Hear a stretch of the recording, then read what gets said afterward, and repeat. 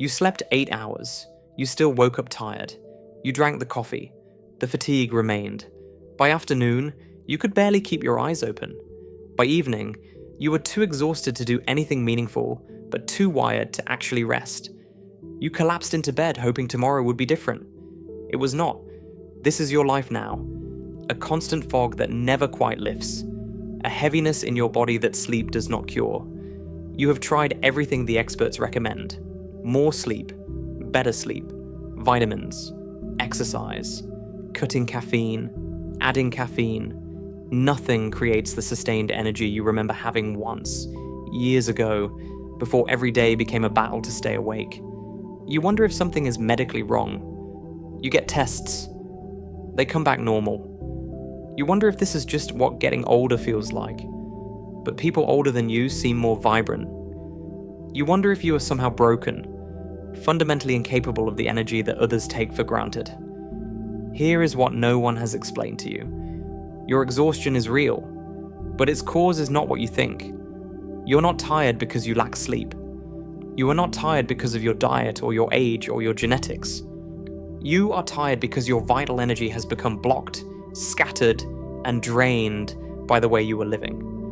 And no amount of sleep can restore energy that is being depleted faster than it can regenerate.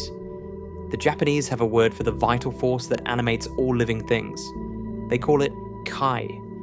The character is written as chi and appears in countless Japanese words. Genki means original energy and describes someone vibrant and healthy. Byoki means sick energy and describes illness. Tenki means heavenly energy and describes weather. Ki is understood to be the fundamental force that flows through everything that lives. When ki flows freely, you feel alive, clear, capable of sustained effort. When ki becomes blocked or depleted, you feel the exhaustion you are experiencing now, not the healthy tiredness that follows hard work and is cured by rest. A deeper fatigue that rest cannot touch because the problem is not lack of sleep. The problem is that your ki has lost its natural flow. The samurai studied ki with the same seriousness they studied sword technique. They understood that physical energy and mental energy are not separate. A warrior with perfect technique but depleted kai would lose to an inferior swordsman, whose ki was strong and flowing. This is why samurai training included not just combat skills, but practices designed to cultivate, protect, and direct vital energy. There was a swordmaster named Yamaoka Teshu, who was known for his seemingly inexhaustible vitality. He could train for hours when younger men collapsed. He could sit in meditation through the night and rise refreshed.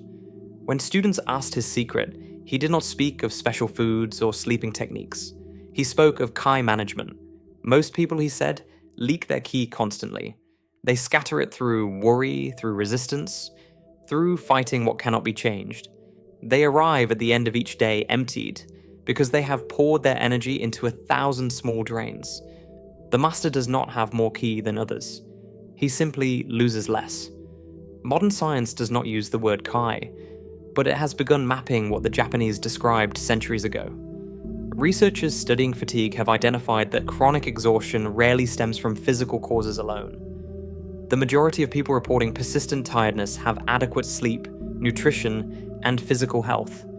Their fatigue is what scientists call allostatic load, the cumulative cost of chronic stress, mental resistance, and emotional suppression. The body keeps score. Every unresolved tension, every suppressed emotion, every moment of internal conflict depletes resources that should be available for living. Here is the truth that changes everything about how you approach your energy. You have been trying to add more energy through inputs, more sleep, more food, more supplements, more caffeine, but the problem is not insufficient input. The problem is excessive output. You are leaking ki through 1,000 small holes, and no amount of filling the bucket matters when the bucket is full of holes. The path to sustained energy is not more input. It is fewer leaks. Think about what exhausts you. Not physical labor, though that can tire the body. What truly depletes you is resistance. The meeting you do not want to attend but cannot avoid. The task you keep postponing but cannot forget. The conversation you need to have but keep avoiding. The chronic low-level anxiety about things you cannot control. Each of these creates what the Japanese call ki no teiko, resistance in the flow of energy. And resistance consumes massive amounts of vitality. The samurai taught that fighting reality is the primary drain on human energy, not the reality of battle, which they faced directly, but the smaller reality of each moment. The weather is cold, and you resist being cold. A person is annoying, and you resist their existence. Traffic is slow, and you resist the slowness. Each resistance, no matter how small, tenses the body, agitates the mind, and depletes Kai that could have been used for something that actually matters. Here are 5 principles for restoring the natural flow of Kai and ending chronic exhaustion.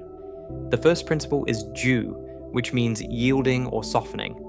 This is the practice of releasing the constant muscular tension that most people carry without awareness. Your shoulders are raised. Your jaw is clenched. Your belly is tight. This chronic tension is a physical manifestation of mental resistance, and it drains enormous energy to maintain. The mental shift is recognizing that you do not need to be braced against life. The tension you carry is not protecting you. It is depleting you. The action step is to conduct regular body scans throughout your day. Every hour, pause and notice where you are holding tension. Then deliberately soften those areas. Drop the shoulders, unclench the jaw, release the belly. This constant softening conserves ki that is otherwise wasted on unnecessary guarding. The second principle is Kanryu, which means smooth flow. This is the practice of reducing friction in your daily life. Friction comes from disorganization, from unclear decisions, from environments that work against you. Every moment of searching for lost items, every repeated decision about routine matters, every obstacle in your physical space creates friction that consumes Kai. The mental shift is understanding that disorder is exhausting even when you are not aware of it. Your brain expends energy navigating chaos. The action step is to systematically reduce friction. Organize spaces so frequently used items are easily accessible. Make routine decisions once and let them become automatic. Create environments that support your activities rather than obstructing them. Each reduction in friction frees ki for more meaningful use. The third principle is Shuchu, which means concentration or gathered energy. This is the practice of focusing completely on one thing rather than fragmenting attention across many things. Modern life encourages constant task switching, but switching costs ki. Each time you move attention from one thing to another, you leak energy in the transition. The person who does one thing completely and then moves to the next conserves far more ki than the person who attempts everything simultaneously. The mental shift is recognizing that multitasking is not efficiency. It is a rapid sequence of incomplete efforts that depletes without accomplishing. The action step A is to batch your activities and give each batch your complete attention. Check messages at designated times rather than constantly. Work on one project until a natural stopping point before beginning another. This gathered approach to effort preserves the Kai that fragmentation wastes. The fourth principle is Mu-I, which means non-resistance or effortless action.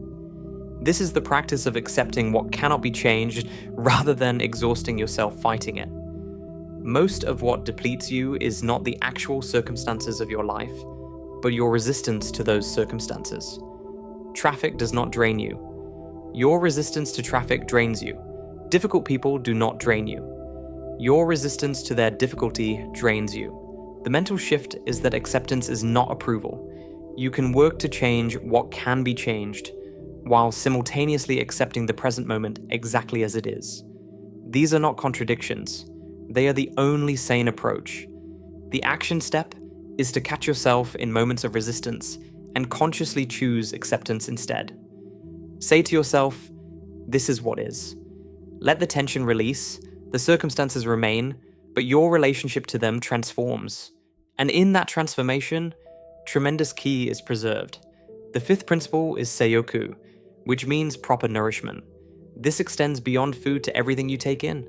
The information you consume, the people you spend time with, the environments you inhabit, everything you take in either nourishes your Kai or depletes it. News that triggers anxiety but provides no useful action depletes. Conversations that leave you feeling drained deplete. Environments that feel chaotic or hostile deplete. The mental shift is becoming conscious of what you are allowing into your system and evaluating its effect on your energy. The action step is to audit your inputs. Notice what consistently leaves you feeling more tired and reduce exposure to it. Notice what leaves you feeling more alive and increase it. This is not about avoiding all difficulty. Some challenge nourishes Kai. It is about distinguishing between what genuinely serves your vitality and what merely drains it. These 5 principles work together as a complete system for energy restoration. Ju releases the tension that drains you.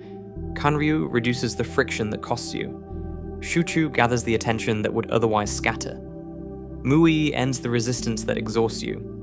Seiyoku ensures that what you take in builds rather than depletes. Teshu, the sword master, lived to be old in an era when most warriors died young. His vitality in his final years was legendary. He had not discovered some secret supplement or sleeping technique.